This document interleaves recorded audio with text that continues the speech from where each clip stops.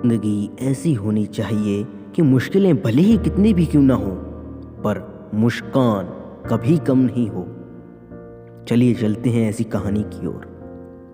कहानी एक जादूगर की है जो धीरे धीरे फेमस हुआ जा रहा था। जब ये बात राज दरबार तक पहुंची तो राजा ने उसे अपना जादू दिखाने के लिए राज दरबार में बुलाया।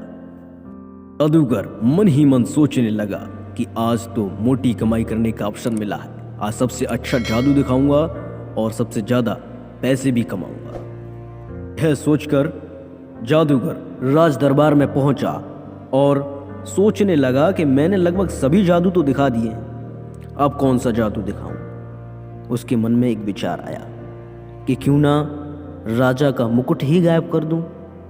और उसने राजा का मुकुट गायब कर दिया। और जैसे ही राजा का मुकुट गायब हुआ, सभी दरबारी हंसने लगे और इसमें राजा ने अपनी तौहीन समझी।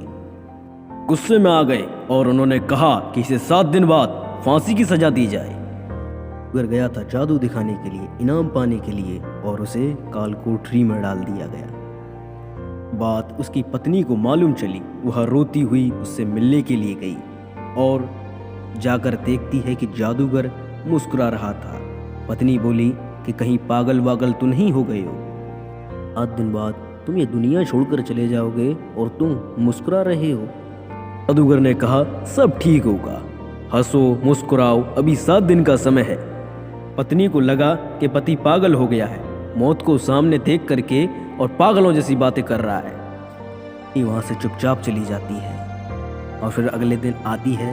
वो कहता है अभी 5 दिन बचे हैं, अभी 6 दिन बचे हैं, और फाइनली फांसी का दिन आता है।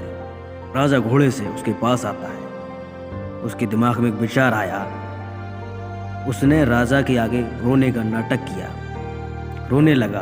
तो राजा ने कहा कि उस दिन तू मेरा मुकुट गायब कर रहा था और आज जब फांसी की बारी आई तो तू रोने लगा। जादूगर ने कहा, नहीं महाराज, मुझे मरने से डर नहीं लग रहा है।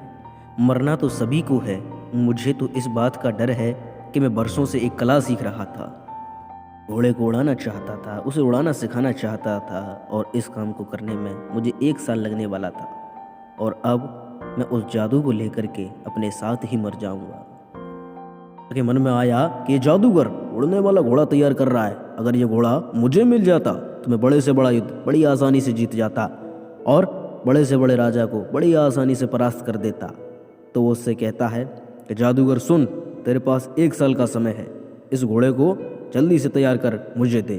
अगर नहीं दिया तो तुझे फांसी की सजा दी जाएगी और तब तक के लिए तुझे 1 साल के लिए वरी किया जाता है। जादूगर सीधा अपने घर पहुंचा और वहां देखता है कि मातम छाया हुआ है।